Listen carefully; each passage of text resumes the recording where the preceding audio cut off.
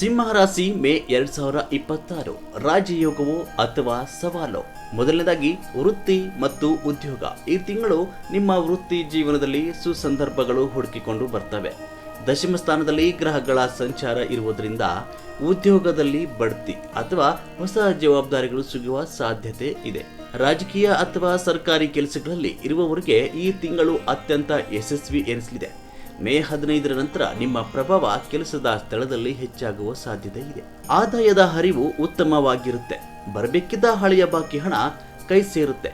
ಭೂಮಿ ಅಥವಾ ಆಸ್ತಿಗೆ ಸಂಬಂಧಿಸಿದ ವ್ಯವಹಾರಗಳಲ್ಲಿ ಲಾಭ ಗಳಿಸುವಿರಿ. ಆದರೆ ಅತಿಯಾದ ಆತ್ಮವಿಶ್ವಾಸದಿಂದ ದೊಡ್ಡ ಮೊತ್ತದ ಹಣವನ್ನು ಬೇರೆಯವರಿಗೆ ಸಾಲವಾಗಿ ಕೊಡಬೇಡಿ. ಅದು ಮರಳಿ ಬರುವುದು ಕೂಡ ಕಷ್ಟವಾಗಬಹುದು. ಕುಟುಂಬ ಮತ್ತು ಪ್ರೀತಿ. ಕೌಟುಂಬಿಕ ಜೀವನದಲ್ಲಿ ಮಿಶ್ರ ಫಲ ಇರಲಿದೆ. ತಂದೆಯವರ ಮಾರ್ಗದರ್ಶನದಿಂದ ದೊಡ್ಡ ಸಮಸ್ಯೆಯೊಂದು ಬಗೆಹರಿಯಲಿದೆ. ಮಕ್ಕಳ ಪ್ರಗತಿಯಿಂದ ಮನಸ್ಸಿಗೆ ಸಂತೋಷವಾಗಲಿದೆ. ಪ್ರೇಮಿಗಳಿಗೆ ಸಣ್ಣ ಪುಟ್ಟ ಭಿನ್ನಾಭಿಪ್ರಾಯಗಳು ಮೂಡಬಹುದು. ಸಂವಹನದಲ್ಲಿ ಸ್ಪಷ್ಟತೆ ಇರಲಿ.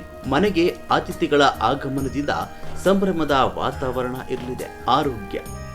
ಸಿಂಹ ರಾಶಿಯವರು ಈ ತಿಂಗಳು ಪಿತ್ತ ಸಂಬಂಧಿ ಸಮಸ್ಯೆ ಅಥವಾ ಕಣ್ಣಿನ ಉರಿಯ ಬಗ್ಗೆ ಜಾಗ್ರತೆ ವಹಿಸಬೇಕು.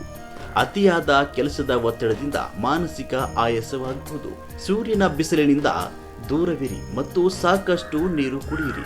ಮೇ ತಿಂಗಳ ವಿಶೇಷ ಪರಿಹಾರಗಳು: ಪ್ರತಿದಿನ ಬೆಳಿಗ್ಗೆ ಸೂರ್ಯ ದೇವರಿಗೆ ಅರ್ಘ್ಯ ಸಮರ್ಪಿಸಿ ತಾಮ್ರದ ಪಾತ್ರೆಯಲ್ಲಿ ನೀರು ಬಿಡುವುದು.